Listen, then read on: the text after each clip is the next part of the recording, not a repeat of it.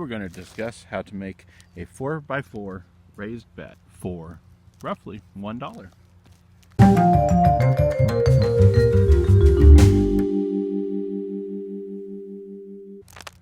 You may be familiar with the dollar store, and I've shown some other interesting things that you can get from there.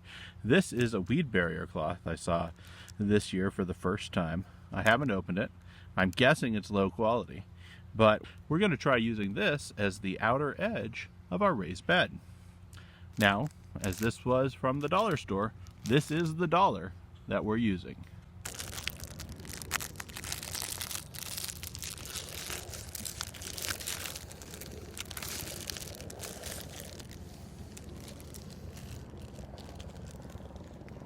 All right, so now let's find some ways to hold it up. I guess before we hold it up, let's get some area that we're going to plant it in. In this particular case, I'm planting in an area that's actually a little bit shaded underneath a tree and has some debris and everything. I think I previously had perhaps a pile of brush sitting here. So there's no grass growing or anything. It's just kind of an abandoned area. Probably not ideal because it is so shaded, but generally when you're looking for a spot for a raised bed, you want some place that has full sun and some place that's relatively level. And in this case, I'm just finding a spot that's open more than anything for this demonstration. But I will try growing some pumpkins here, and hopefully they'll kind of vine out to where the sun is. After you've found a spot you like, you might want to go ahead and throw some cardboard down. And just generally, if you have cardboard underneath your raised bed, it will help you not have to keep fighting against the weeds growing up in your bed. And one of the things I strongly recommend is that when you are thinking about your raised bed, you put your cardboard actually out into your walkways beyond the edge of your raised bed. And that's true for whatever type of raised bed you're making, whether it's this cheap version or a real one. Now, I'm not actually going to put the cardboard down. I'm going to kind of dig up some of the weeds that are here since it's already such a bare spot. But that's good advice for you if you do have a spot that has a lot of stuff growing, to put the cardboard down. So when you have an area that is reasonably clear, or you've chosen the wiser path and put down cardboard, then it is time to actually find what we're going to be supporting the cloth with. And here I am using stakes that I call them stakes, but really they're just branches from a downed branch from a tree I had that during the weather came down. So it's a very affordable. I'm counting the cost of this as $0. If you have trees anywhere near you, they lose branches, so you ought to be able to find some branches. And I'm just kind of twisting it in at this point and trying to get it to fit down in there and in a snug way. And I'll go ahead and do the same thing for all 4 of the posts.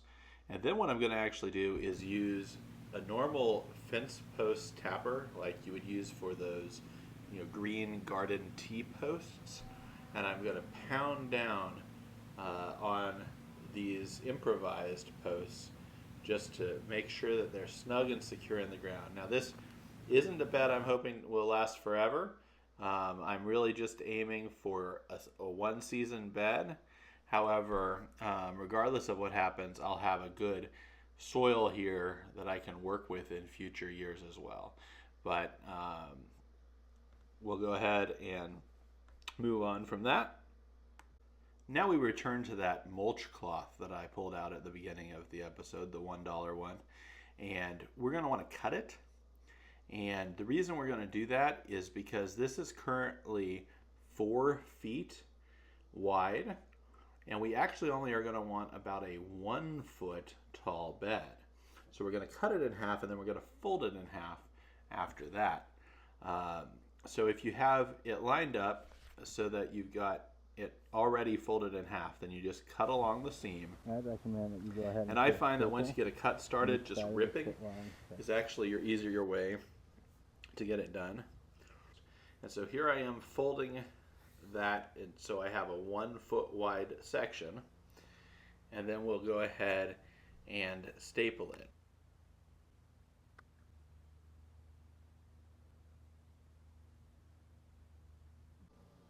And you'll want to repeat that with the other half that you have, so that you have 2 sections that are 1 feet wide by the full 8 feet long. And so, as you can probably figure, if we're making a 4x4 bed, this will give us the sides of that bed. So let's do that. Now, to get started, since I am working alone, I'm actually stapling a side of this around one of my first posts, and this way it won't pull if I go to stretch it.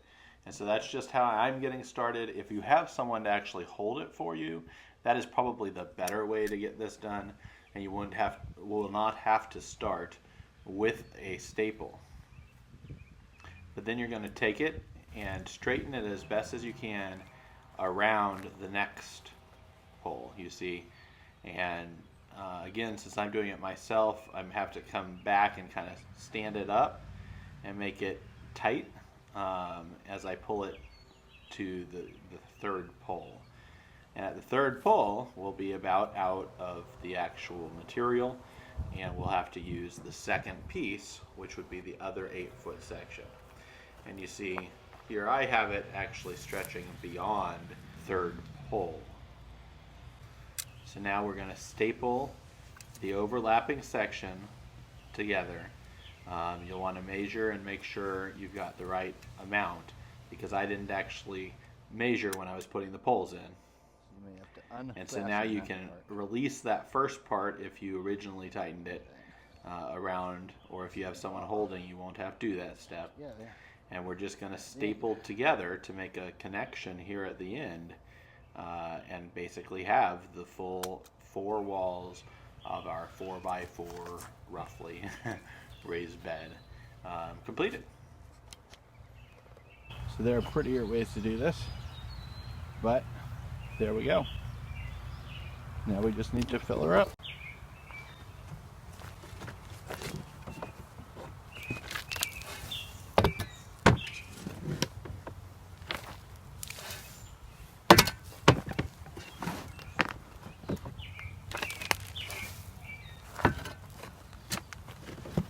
So I'm filling this bed with just 100% municipal compost. So that is why, for me, it is indeed a zero expense item on the list. So it's the $1 from the dollar store, but the soil isn't costing me money. Now I understand, technically speaking, I shouldn't say municipal compost is free. A lot of people don't have cities that do it, and it obviously costs taxpayers money for them to do it. So, in some senses, it isn't a free resource. And regardless, I do have local compost for my municipality.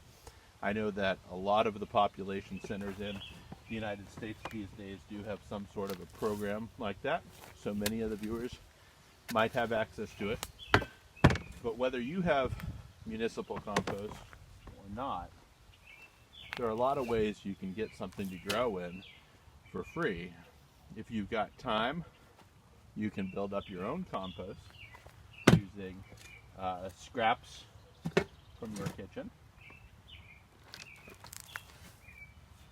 or again, going to local businesses, maybe coffee houses, and getting their spent coffee grounds and then composting them. You also can buy bulk soil from various garden stores, or even your big box stores sometimes, and other hardware stores. So there are cheap ways to get your garden soil if you don't have a municipal compost option. And if you don't know how, one good thing to do is just to get involved in some groups in your area, whether it be a local gardening club or even just a general nationwide gardening group on Facebook or something like that. And people there often have very creative ideas of how to get stuff for cheap or free. I do actually happen to run a gardening group on Facebook. It's called the Great Big Garden Group. I'll link to it in the description below. Please feel free to join. I know there are a lot of people on there that aren't viewers of this channel, even though it is affiliated with this channel. But we'd love to have you go over there. Now this is mostly fill. We might top it off a little bit more. But I wanted to note that as I've been filling it, I did make one modification to the basic design. And that is, I've added some logs. Just on each side, only one log aside. And it just helps to hold the bottom there so that the soil doesn't spill out. So this is still an experimental project, and I'm doing it now. What is it, the beginning of June? But I will give an update later in the fall to see if it held out. I don't anticipate that this material is going to really be something I expect to weather well for more than just the season. So this really is, you know, a $1 bed for a season. But quite frankly, even if the walls of this deteriorate, there will still be a hunk of growing medium here that we can grow in. So,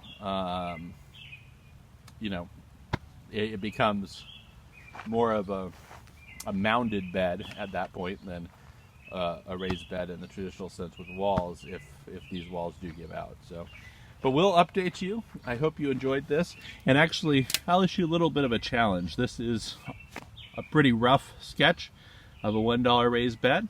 Anyone out there want to improve upon it, taking the idea that I have here using the dollar store mulch cloth, or if this inspires you to think of other great ways to make a raised bed for $1 or less, feel free to make a video yourself and comment with the link to it below, or just send me a message and tell me what you did, and maybe we'll feature your design at a later point. Well, thank you for tuning in. I hope that you will consider subscribing to the channel if you're not already subscribed, and please check out the other videos. Alright, so here are my sad pumpkins that I planted in this bed. As I mentioned, there is a tree immediately overhead, so the lighting is not ideal.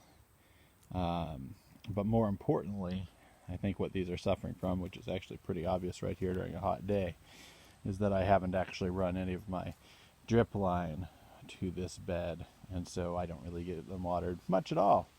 So if the question were about how the pumpkins are faring, not very well. If the question, however, is about how this bed is, I'd have to give it a C.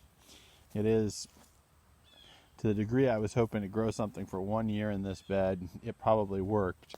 As you can see, however, in this back corner, where I kind of had that unsupported connection between the two pieces, it did end up breaking. So my advice as a remedy for that is to make sure that you arrange your poles such that you actually have a pole at the spot where that connection is.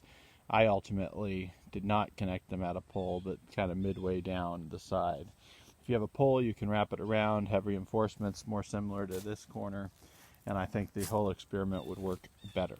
But that's the update. Today is August 11th, perhaps, and that's how the bed is looking.